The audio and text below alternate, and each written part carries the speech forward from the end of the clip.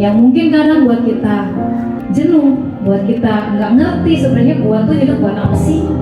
Apa sih sebenarnya Tuhan menciptakan sesosok Wilbert di dunia ini buat apa gitu? Atau enggak seonggok enggak Tuhan tuh ciptain buat apa sih gitu? Gua teh hidup buat apa sih? Apa buat mencapai cita-cita gua? Mungkin gua waktu kecil ditanya cita-citanya apa, pengen jadi dokter. Kalau jadi dokter udah gitu, itu tujuan hidup gua gitu. Perubahan jadi polisi. Berubah lagi nanti. Apa itu gitu sebenarnya tujuan hidup saya gitu. So kita akan belajar hari ini sama-sama. Tenang, ada Kak Oce. Oke guys, kita mau ingat kembali sama-sama. Kita mau katakan satu pujian ini. Katakan Tuhan inilah hidupku.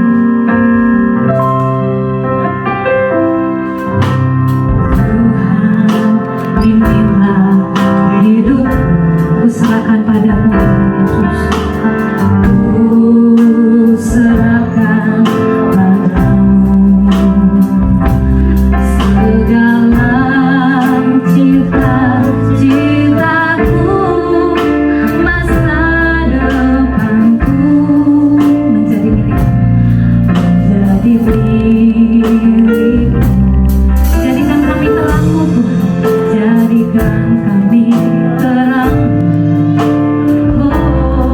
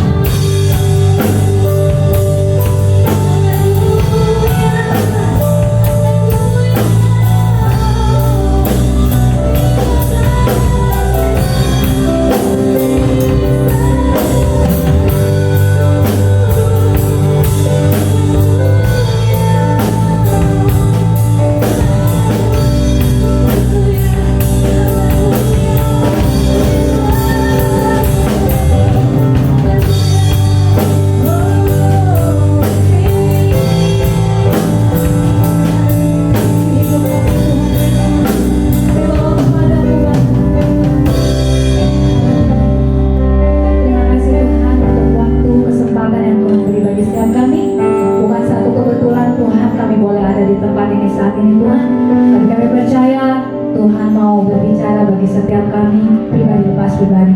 Oleh sebab itu Tuhan Yesus, mari kami undang, kami luaskan hanya Roh Allah yang bekerja di tempat ini, dan biarlah hikmat yang daripada Tuhan mengalir atas setiap kami, dan kami semua boleh mengerti, boleh paham tentang kebenaran firman-Mu, sehingga itu boleh menjadi pedoman bagi hidup kami dan kami lakukan dalam hidup kami sehari-hari. Terima kasih Tuhan. Ini setiap kami kaum muda-Mu Tuhan, kami serahkan hidup kami, hati kami, pikiran kami kepada Tuhan Yesus. Dan nama Tuhan Yesus kami berdoa bersyukur. Sama-sama kita katakan. Oke guys, kita bagi dulu ya kertas ini ya.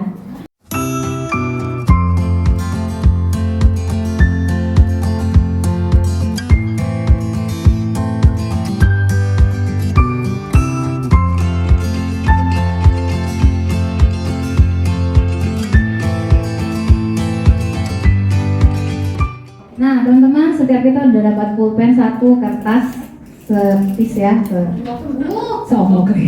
Nah, ada yang masih ingat nggak resolusi tahun 2022 nya masing-masing? Waktu itu kita pernah ya, Kak Uli? Pernah ya?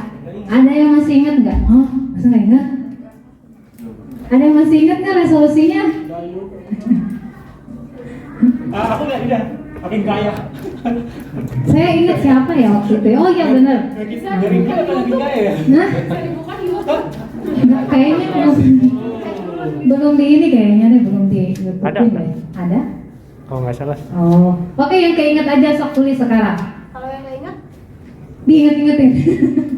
Kalau enggak gini, kalau memang kamu nggak ingat, resolusinya itu boleh diperbaharui sekarang, nggak apa-apa, silakan. Resolusi apa Kali?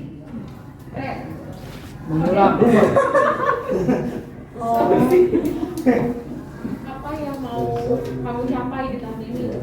Nah itu Target. bisa kita ganti.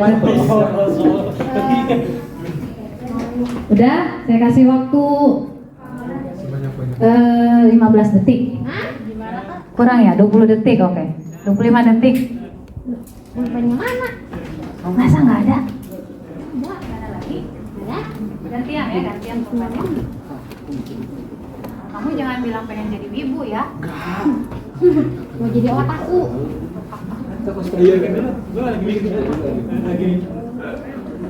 Ayo guys, kita kaum muda pasti punya plan besar atau punya resolusi besar dalam hidup kita. Saya sangat percaya.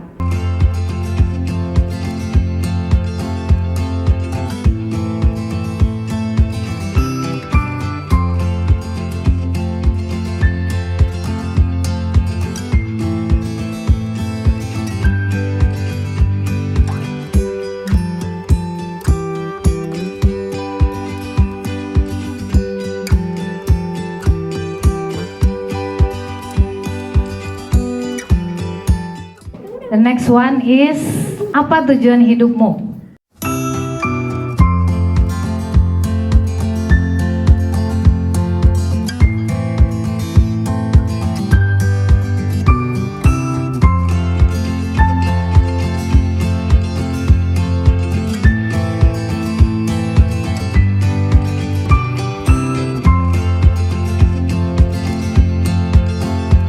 Ya udah, siapa yang mau sharing duluan?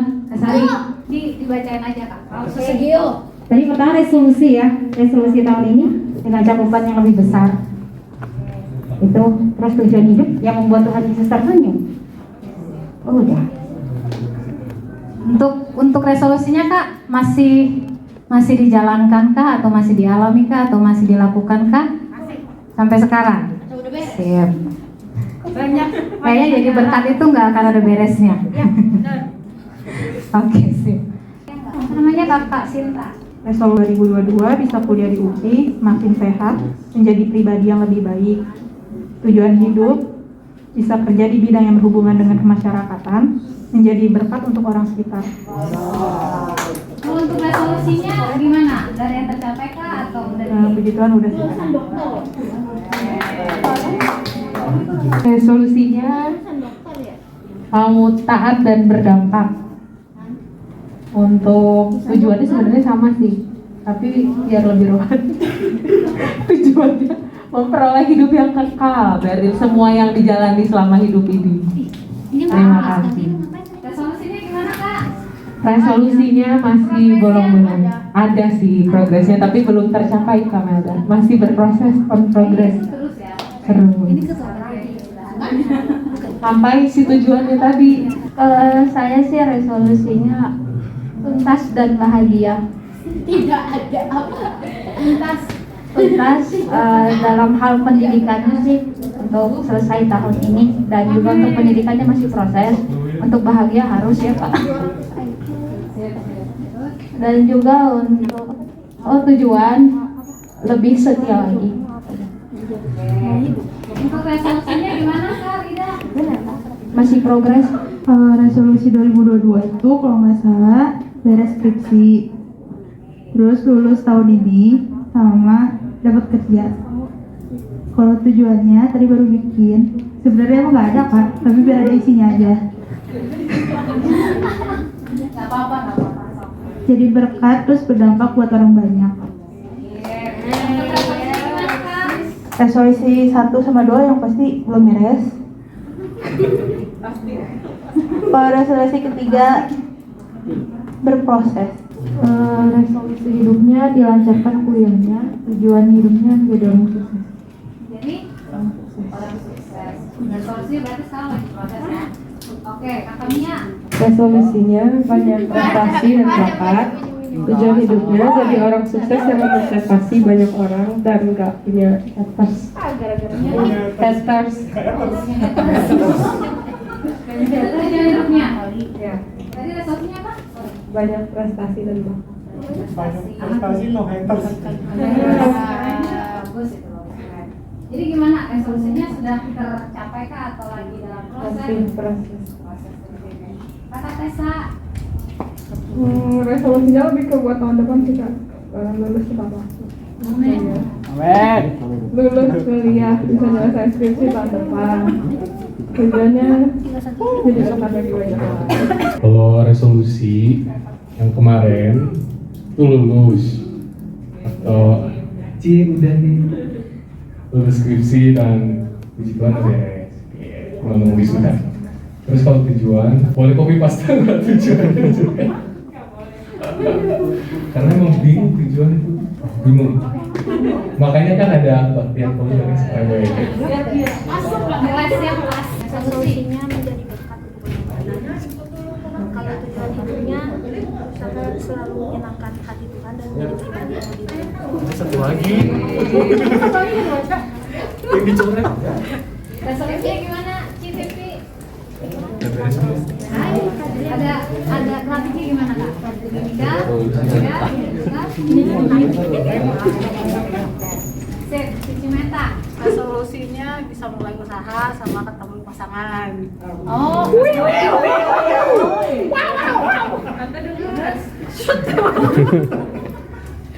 Tujuan hidupnya bisa menyenangkan orang tua dan diri sendiri dengan sukses dalam semua aspek kehidupan. Amin. Resolusinya gimana Ci?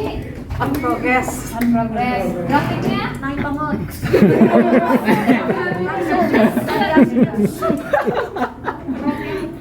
Nanti akhir tahun kita ini ya, kita rekam.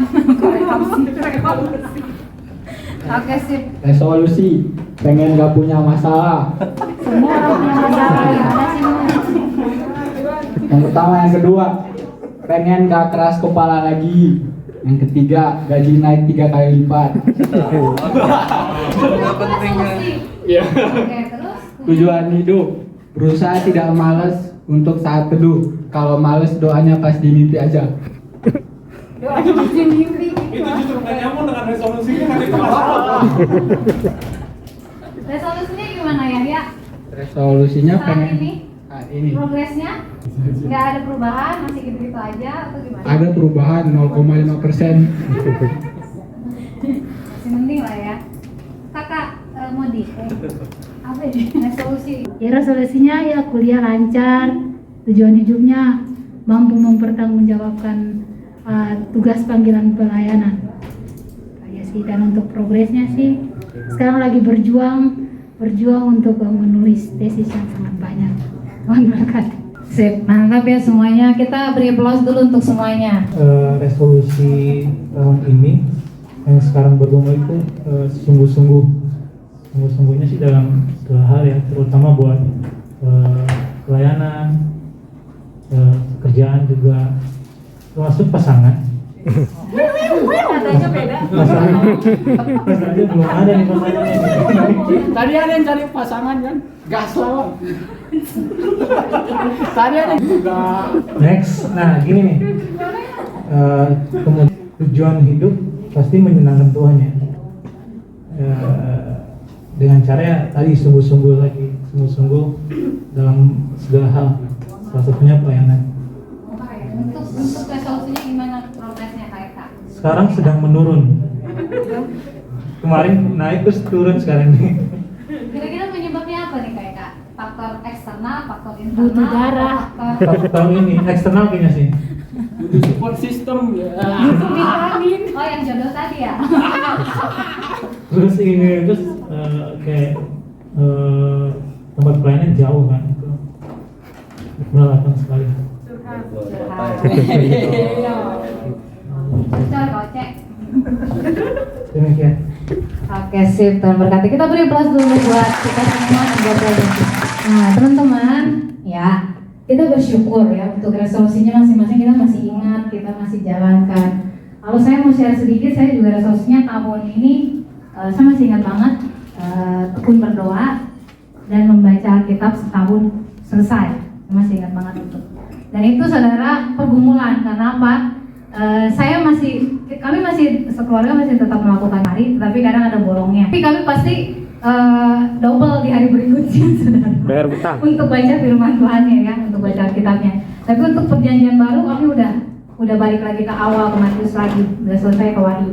Jadi puji Tuhan itu kami masih terus bergumul, tetapi progresnya ada begini saudara yang terkasih, dan saya percaya tahun ini bisa beres. Tahun depan kita mulai lagi dari awal. Jadi saudara yang terkasih, resolusi ini sebenarnya itu adalah satu kalau kita bilang kerinduan kita gitu ya, untuk menjadi seorang atau pribadi yang lebih baik gitu ya. Nah, tetapi untuk tujuan hidup ini saudara, sebenarnya apa sih tujuan kita? Manusia ini ada di dalam bumi ini gitu. Apa sih tujuannya? Tuhan menaruh Mika di satu keluarga yang bernama keluarga Sagala. Apa sih tujuan Tuhan menaruh Kasari bisa ada di keluarga apa tuh Kak? Nah itu sebenarnya terkasih ya. Kita mau bicara tentang firman Tuhan ya. Setiap kita ini manusia unik, nggak ada yang sama kita ini seperti masterpiece-nya Tuhan. Itu saudara yang terkasih. Jadi setiap orang itu unik, nggak ada yang sama satupun. Bahkan yang kembar identik sekalipun itu pasti ada perbedaannya. Mau itu sidik jarinya, mau itu apa sih namanya kalau yang ini mata tuh.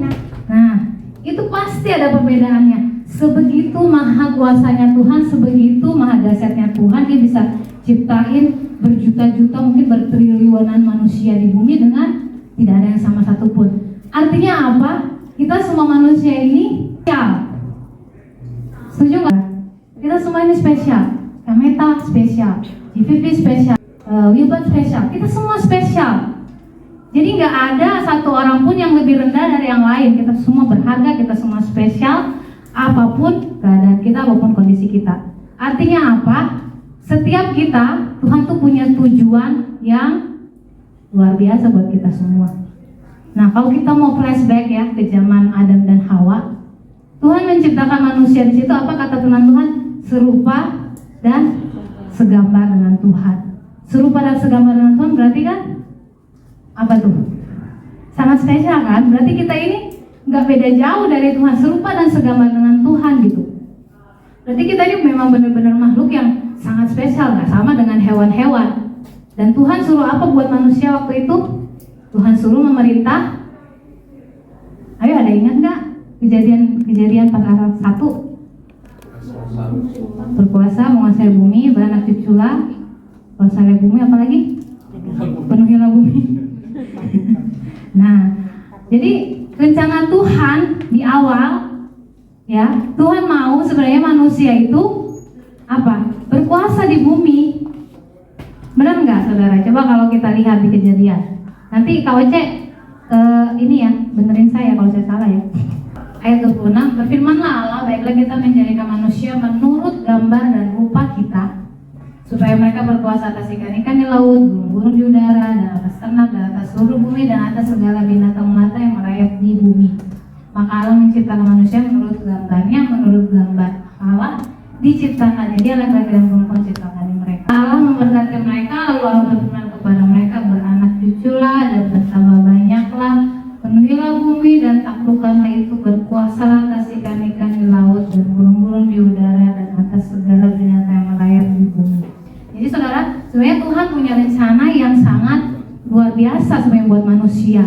Tetapi kenapa rencana Tuhan itu bisa meleset? Karena apa? Manusia jatuh dalam dosa. Makanya kenapa Tuhan itu mau mati bagi setiap kita untuk mengembalikan kita kepada tujuan Allah yang semula itu. Kita ini sebenarnya hidup di dunia ini, Tuhan tuh udah ngasih rambu-rambunya buat kita supaya kita balik lagi ke tujuan Allah yang semula, yaitu apa tadi? Kita akan memerintah bersama-sama dengan Tuhan di mana?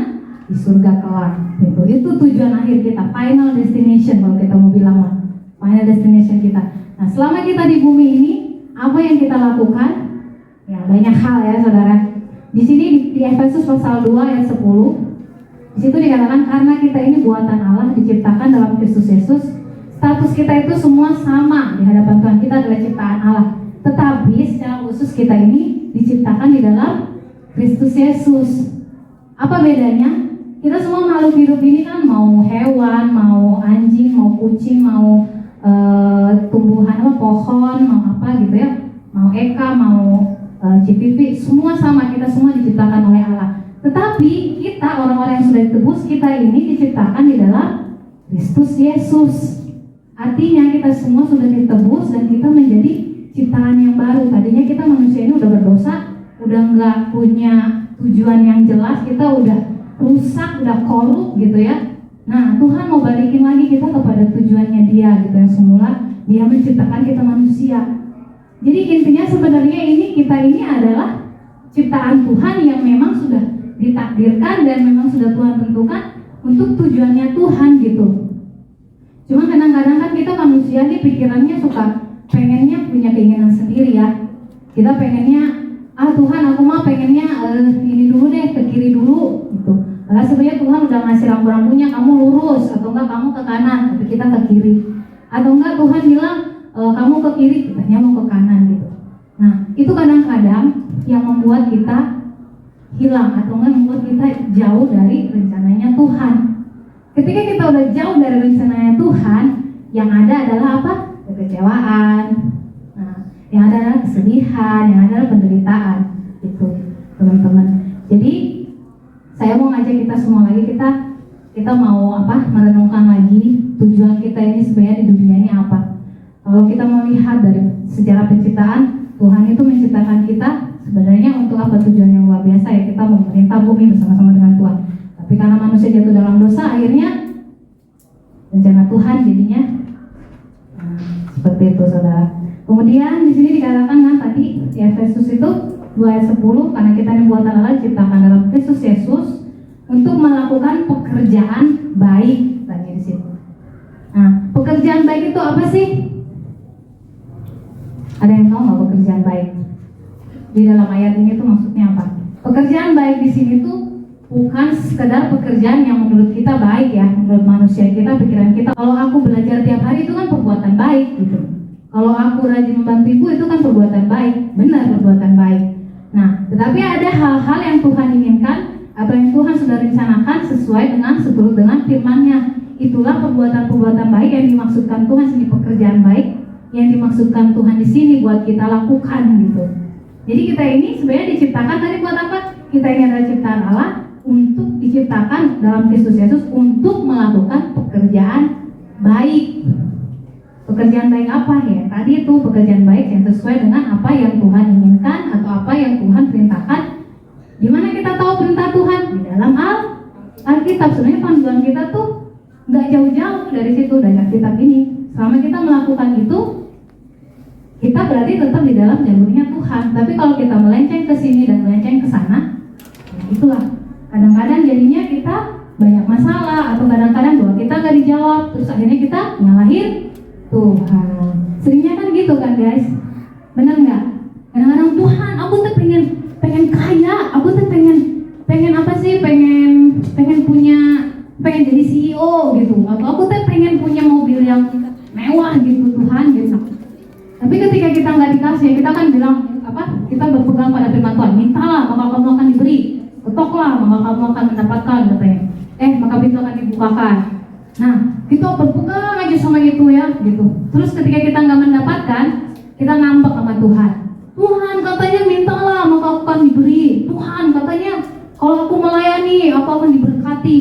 Itu adalah salah satu contoh bahwa kita nggak berjalan di dalam rencananya Tuhan. Keinginan kita yang besar di situ, bukan keinginannya Tuhan. Nah, satu hal yang mau saya bagikan sama kita ya teman-teman, ketika kita berdoa, kalau Tuhan menjawab, kita bersyukur ya. Puji Tuhan, berarti itu sesuai dengan rencana Tuhan. Tapi ketika kita berdoa dan Tuhan tidak menjawab, jangan pernah kamu nyalahin Tuhan. Jangan pernah kamu kecewa sama Tuhan. Karena pasti Tuhan sudah siapin yang lain yang lebih baik. Kadang kita maksa, Tuhan aku mau pengen ini, pengen di sini, nggak mau pengen di sana, nggak pengen di sana, pengennya mah di sini gitu. Tapi kitanya suka maksa yang tanya geningan. Kayak yang waktu itu siapa yang pernah bawa firman, anak-anaknya sakit, dia lagi sakit, dia minta apa es krim. Orang tuanya kan tahu sebenarnya lu teh lagi sakit, jangan makan es krim, tambah batuk gitu. Bisa anaknya ngeyel sampai kokosehan teh gini. Nah, akhirnya dikasih nggak? Dikasih nggak kira-kira? Karena dia nangis-nangis apalagi di depan tamu gitu ya. Dikasih nggak? Dikasih, tapi ujung-ujungnya si anaknya semua tuh sakit, tambah sakit. Nah, seperti itu kadang-kadang kita teman-teman. Kita teh nuntut gitu sama Tuhan. Tuhan, aku pengen gini, pengen jalannya ke sini, jangan ke situ gitu. Siapa kita? Hei, siapa lu gitu? Berani-berani kan merintah Tuhan atau berani-beraninya ngatur-ngatur Tuhan. Kita boleh sebenarnya minta sesuatu sama Tuhan, tetapi tanamkan dalam hati ketika itu nggak dijawab, berarti itu bukan planning Tuhan. Tuhan sudah sediakan yang lain yang lebih baik itu. Dan Tuhan sedang mengajarkan kepada kita untuk menjadi pribadi yang bertumbuh dan ikut jalurnya Tuhan. Oke guys, aku mau share-nya itu aja. Nanti kita minta Kak Oce berikan konklusi untuk semuanya. Oke Kak Oce. Ini sudah banyak berkat yang dibagi dan mungkin saya sedikit share aja ya. Tadi kita udah sempat bahas tentang resolusi dan tujuan ya. Tapi kalau kita hanya berhenti di situ itu menjadi permasalahan sebenarnya. Karena untuk mencapai tujuan harus ada semacam perencanaan yang baik begitu ya. Jadi kalau kita punya resolusi yang baik gitu, udah ada semacam perencanaan dan komitmen, tapi kita tidak melakukannya juga akhirnya percuma begitu dan tujuannya pun nggak tercapai. Nah, jadi teman-teman bisa menentukan tujuan, resolusi yang perlu dipertimbangkan, tetapi juga ada semacam perencanaan yang baik ya. Jadi misalnya kalau Kamelda misalnya resolusinya hendak membaca firman Tuhan tamat 1 tahun katakanlah begitu. Nah untuk mencapai resolusi itu berarti kan harus ada effort yang dilakukan kan, ada perencanaan juga di sana. Berarti misalnya menentukan mau baca tiap kapan, pagi hari kah atau malam hari. Nah itu harus dilakukan. Terus kemudian kita mau dapat panduan dari mana? Misalnya, oh saya harus mencari alat bantunya. Misalnya ada renungan-renungan yang sudah terjadwal gitu ya, sehingga setiap hari dia harus menyelesaikan berapa ayat atau seberapa pasal misalnya. Nah jadi harus ditentukan itu juga rekan-rekan. Sehingga kalau misalnya kita mau mencapai satu tujuan, harus ada istilahnya metode yang ditentukan begitu. Nah itu yang seringkali miss dari kita ya, sehingga pada akhirnya akhir tahun katakanlah begitu, akhirnya kita lihat oh belum tercapai juga karena seringkali kita menentukan tujuan, metode, tujuan dan resolusi, tapi tidak ada metodenya yang dan ada komitmen juga untuk kita melakukan begitu. Nah jadi saya mau bagi prinsip ya katakanlah begitu untuk mencapai tujuan ya. Jadi ini semacam prinsip dasar yang kalau kita mau mencapai tujuan memang harus ada 3 hal ya. Jadi motifnya harus benar dulu.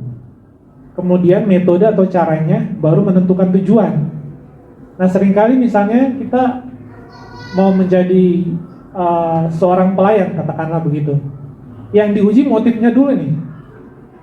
Motifnya apa kamu melayani, pemahaman kamu tentang pelayanan sudah benar apa belum? Baru kemudian masuk ke step yang kedua, yaitu metodenya, caranya seperti apa. Kita harus pahami dulu kalau melayani, berarti kalau misalnya tim musik, berarti saya harus mengembangkan diri sebagai seorang pemusik, harus kerja sama tim. Nah itu tuh harus dipahami. Kemudian tujuan pelayanan kamu apa? Nah itu juga harus dipertanyakan, sehingga 3 hal ini menjadi prinsip dasar. Ini bukan saja pelayanan ya, ini bisa dimanapun. Kalau misalnya teman-teman jadi pemimpin misalnya, motif-motif teman jadi pemimpin itu apa gitu? Motivasinya apa? Sekedar menjadi terkenal kah? Atau apa gitu? Kemudian menentukan cara-caranya sebagai seorang pemimpin yang baik itu harus seperti apa? Nah kemudian tujuan memimpin itu harus apa? Nah itu 3 hal itu menjadi pertimbangan kalau misalnya teman-teman dimanapun ya, mau di tempat perkuliahan, mau di pelayanan, mau nanti satu dalam di pekerjaan, ini semua jadi semacam prinsip dasar untuk kita. Nah sehingga kita bisa mencapai tujuan kita tuh dengan maksimal begitu.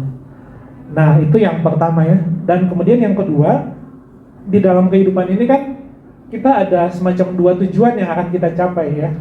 Tujuan pertama itu tujuan yang kita capai di pencapaian kita di dalam dunia lah, katakan begitu ya. Yang tadi teman-teman bilang di dalam pekerjaan sukses, pendidikan sukses begitu. Dan itu berbeda di dalam setiap kita ya. Dan prosesnya pun berbeda-beda. Mungkin nanti kita akan Eka menjadi akuntan, atau ya saya mungkin yang lain lagi tempatnya, dan jadi dosen dan lain sebagainya begitu ya. Dan kita berbeda-beda tapi ada tujuan yang nanti akan kita capai sama-sama, betul ya? Nah tetapi di dalam kekekalan kita punya tujuan yang sama begitu. Saudara dan saya ya tentu saja hidup kekal begitu ya. Pencapaian kita, tujuan akhir kita katakanlah begitu. Nah kemudian kalau dikaitkan dengan tadi gambar dan rupa Allah, kita sebenarnya kan spesial ya. Jadi saya seringkali itu agak sedih dengan rekan-rekan atau teman-teman yang anak-anak Tuhan yang kita punya cara pemahaman yang salah tentang gambar diri kita ya. Sehingga kita berusaha untuk mencocokkan gambar dunia itu dengan gambar kita. Nah itu yang seringkali paling bahkan menyiksa kita gitu ya. Jadi seringkali kita justru dapat influence itu dari gambaran sekuler begitu ya. Misalnya gambaran ideal tentang seorang wanita yang ideal itu seperti apa kan? Mungkin rambutnya lurus dan panjang, terus kulitnya putih, langsing dan sebagainya. Itu kan gambaran-gambaran yang persepsi yang dibangun seringkali justru datang dari budaya yang luar begitu, sehingga itu justru jadi membebani kita sebagai anak-anak Tuhan. Misalnya kayak orang Ambon, kenapa? Mohon maaf ya, kan rambut kita di sana tuh kan ikal. Tetapi karena image mereka sebagai wanita yang cantik itu harus rambut lurus, maka catok rambut itu paling laku di Ambon. Iya, serius. Tetapi itu bukan culture kita sebagai orang Ambon, gitu loh. Maksud saya begini, kalau gambar diri kita sebagai seorang anak Tuhan itu tidak perlu harus rusak dengan cara pandang luar tentang kita. Saudara tuh unik, saudara tuh berharga di mata Tuhan, sehingga dengan prinsip itu aja kita nggak perlu harus menyiksa diri gitu. Kita tetap menjalan dengan apa adanya. Tuhan, inilah saya dan saya memaksimalkan diri untuk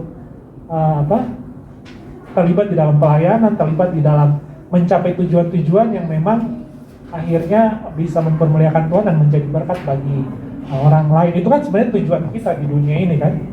Nah, jadi itu prinsip dasarnya yang pengen saya bagikan, sehingga penekanan penting saya itu ada pada yang tadi ya, menguji motif dan kemudian bagaimana rekan-rekan bisa hidup di dalam perencanaan yang baik sehingga tujuan hidup kita itu bisa tergenapi begitu. Nah, tapi seringkali begini ya, saya kasih contoh misalnya Yusuf ya, kita udah tahu gambaran tentang Yusuf ya. Yusuf pernah tahu nggak tujuan Tuhan panggil dia apa? Walaupun Tuhan udah kasih visi ya, mimpi, nanti dia mimpi bulan, bintang, menghormati dia, atau berkas-berkasnya orang tua keluarganya tunduk kepada dia. Tapi dia kan nggak tahu tujuan Tuhan pada saat pemanggilan dia pada saat itu ya. Nah, tapi dia baru ngeh atau dia baru yakin bahwa ketika ada peristiwa kelaparan besar dan semua orang Israel datang ke Mesir, maksudnya keluarga dia datang ke Mesir, dan dia baru tahu bahwa oh ini tujuan Tuhan. Jadi titik itu dia baru tahu bahwa ternyata Tuhan bawa dia di dalam proses hidup itu untuk ini. Ya, walaupun nanti tujuan kekekalannya tentu saja dia sudah menjadi seorang anak Tuhan begitu ya. Nah, jadi seringkali begini rekan-rekan, di masa muda kita memang kadang-kadang kita nggak bisa tahu tujuan Tuhan itu pada kita tuh untuk apa. Ya. Tetapi di dalam proses waktu itu kalau kita gumuli terus, pasti selalu kita akan sampai di satu titik di mana oh ini tujuan Tuhan untuk saya begitu ya. Sehingga kita percaya bahwa dalam rencana Tuhan itu pasti baik bagi kita dan juga bagi orang lain ya. Nah, saya juga bersyukur teman-teman tadi punya tujuan hidup yang menjadi berkat segala macam, itu juga sudah cukup baik ya. Nah, saya kasih contoh untuk gambaran hidup saya juga ya. Saya datang dari beberapa kali sudah begini ya. Tapi saya tuh justru datang, misalnya saya datang ke Bandung itu tanpa tujuan. Ya. Saya nggak punya tujuan hidup karena bagi saya datang ke Bandung itu hanya untuk pengen melihat suasana kota tuh seperti apa begitu. Saya benar-benar nggak punya tujuan. Bahkan waktu saya terlibat, maksudnya dalam pergaulan apa ya sekedar mengalir aja gitu. Teman-teman ngajak ke sini ya ikut, ke sana ya ikut gitu ya, tanpa tujuan. Tapi saya percaya begini teman-teman, kalau misalnya saudara sudah dipanggil Tuhan, dia pasti akan mengirim orang-orang tertentu untuk membawa kita dalam rencananya. Itu nggak pernah gagal teman-teman. Jadi di titik-titik tertentu tuh Tuhan pasti panggil kita ya untuk ikut masuk dalam rencananya. Walaupun kita nggak pernah menyadari ya, maksudnya rencana Tuhan, kan kita nggak tahu ya rencana Tuhan buat hidup kita apa begitu. Dan itu menjadi misteri, tapi saya percaya bahwa kalau Tuhan sudah panggil kita, dia pasti akan mengirim orang-orang tertentu untuk memimpin kita juga di dalam panggilan kita di dalam hidup itu. Jadi kalau misalnya kita di dalam perkuliahan, Tuhan pasti panggil orang-orang tertentu ya untuk memperlengkapi kita.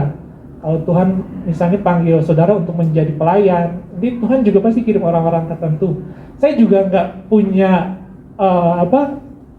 tujuan untuk misalnya saya nanti suatu saat menjadi dosen atau menjadi hamba Tuhan dan sebagainya. Saya nggak pernah punya tujuan seperti itu rekan-rekan ya. Dulu kan pas waktu main musik, terus kemudian saya karena teman pemusik saya Ari waktu itu, Ari kan udah kuliah duluan ya.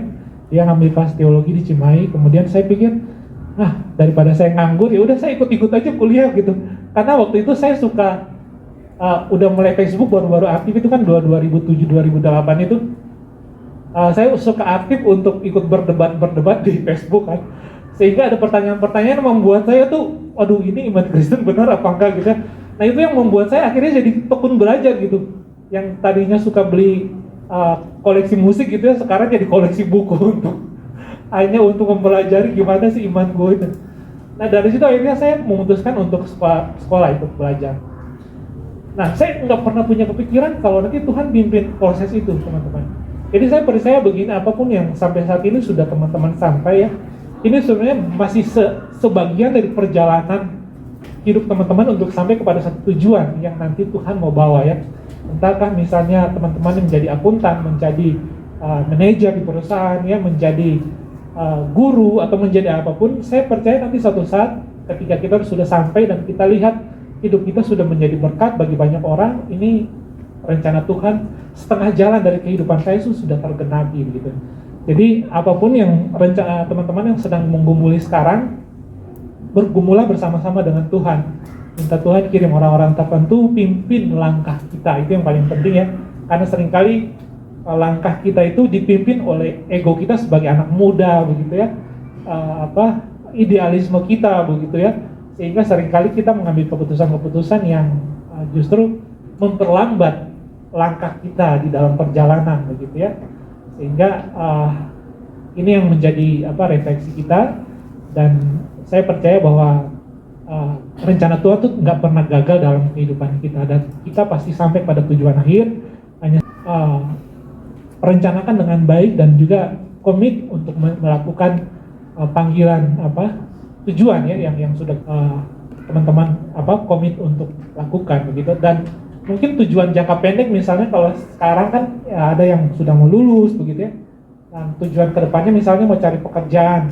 Nah, kembangkan kira-kira potensi apa yang bisa terkoneksi dengan pekerjaan itu ya, sehingga teman-teman bisa punya sesuatu yang berbeda dari yang lain. Karena saya pikir juga sekarang persaingan di dalam pekerjaan itu udah banyak sekali, sehingga sekarang itu harus ada semacam keterampilan khusus begitu ya. Kalau hanya mengandalkan ijazah saya pikir juga akan sangat sulit, karena setiap tahun lulusannya udah ribuan orang yang lulus. Jadi kalau hanya modal ijazah, bahkan cuma kalau cum laude itu juga udah lumrah begitu. Tapi apa yang bisa kita kembangkan lebih, dan itu menjadi semacam sesuatu yang lebih dari kita gitu ya. Nah, tapi yang paling penting di dunia pekerjaan itu satu juga, prinsip etik. Dan prinsip etik itu selalu terkait dengan sisi kerohanian seseorang. Sekali lagi ya, prinsip etik itu selalu terkait dengan sisi kerohanian seseorang. Nah, itu kita makanya tidak heran kalau misalnya yang tadi Tante singgung ya, yang sementara sedang booming. Saya nggak tahu bagaimana sisi spiritual beliau ya, tapi saya percaya kalau seseorang punya sisi kerohanian yang baik, itu akan mempengaruhi tindakan-tindakan atau keputusan etik yang dia ambil. Kalau saudara anak Tuhan, saudara nggak mungkin membunuh orang, betul? Kalau saudara punya hubungan yang baik dengan Tuhan, saudara nggak mungkin menipu bos dan segala macam. Jadi kita bisa lihat ya, kerohanian seseorang itu terkait dengan keputusan-keputusan etik yang diambil dalam pekerjaan, dalam sekolah.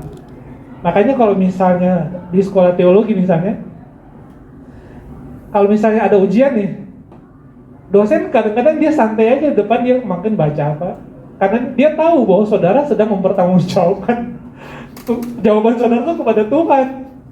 Masa ke saudara mau sekolah teologi tapi masih nyontek gitu kan, gak nyambung gitu loh.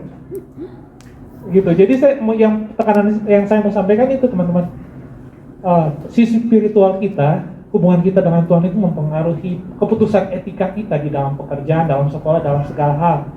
Sehingga untuk mencapai tujuan juga ya, teman-teman juga harus memperhatikan. Nah, ini jadi masukan aja biar saudara tuh bukan hanya bermodalkan ijazah, tapi juga memodalkan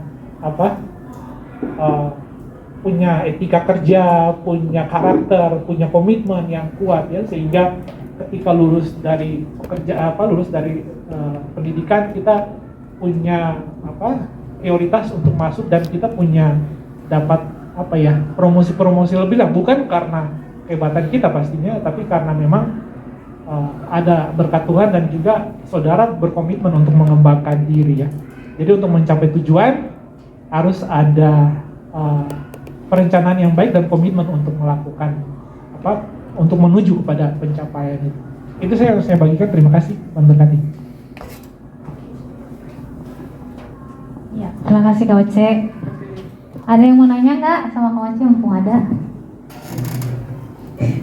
Atau ada yang masih belum ngerti tujuan hidup aku teh apa gitu?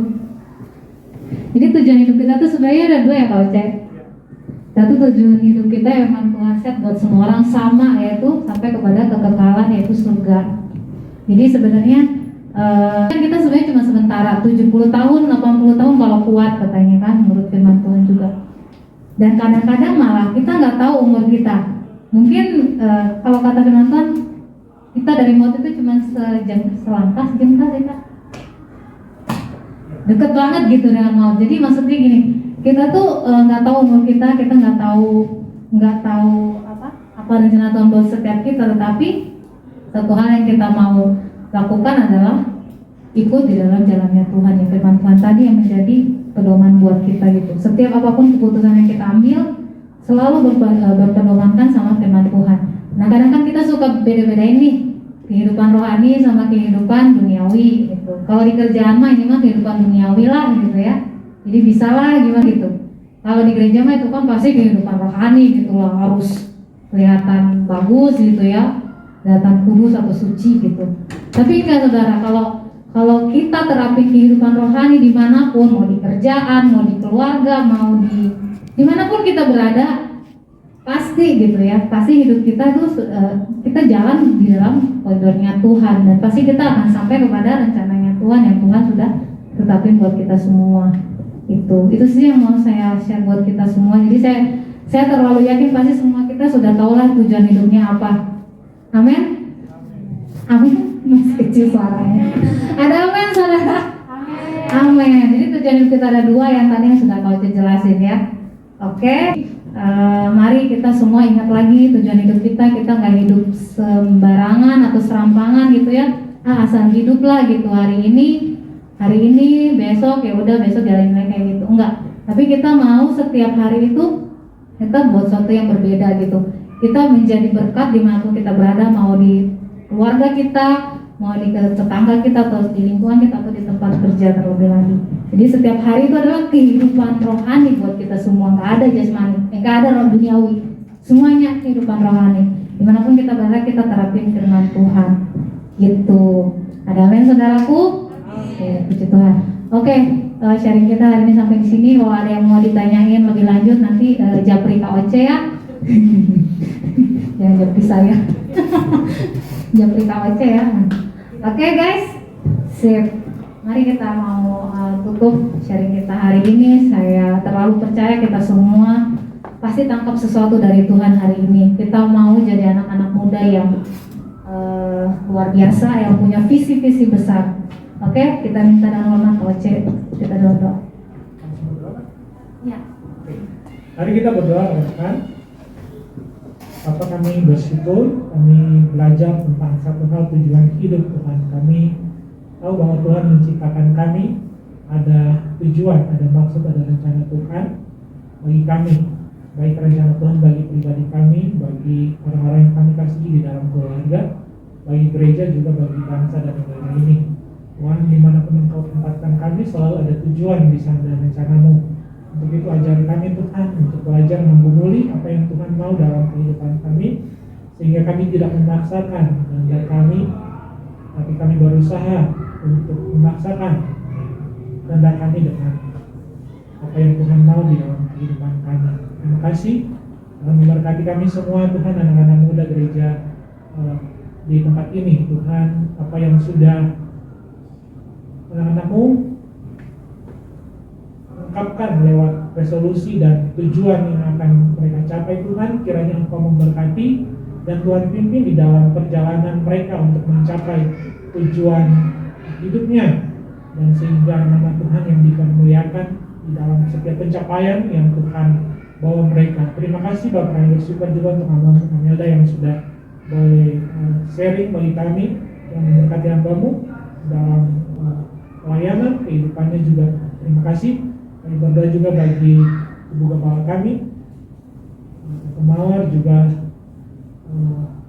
staf pengembalaan. Kami berdoa kiranya boleh menjadi berkat bagi jemaat Tuhan di tempat ini. Terima kasih Bapak.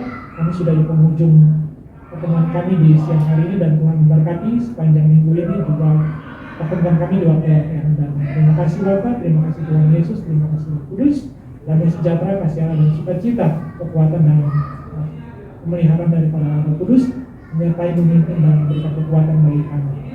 Di dalam nama Tuhan Yesus kami sudah berdoa. Haleluya. Amin. Bapa, terima kasih.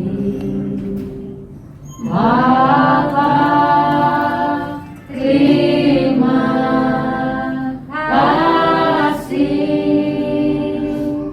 Bapa di dalam surga, ku berterima kasih.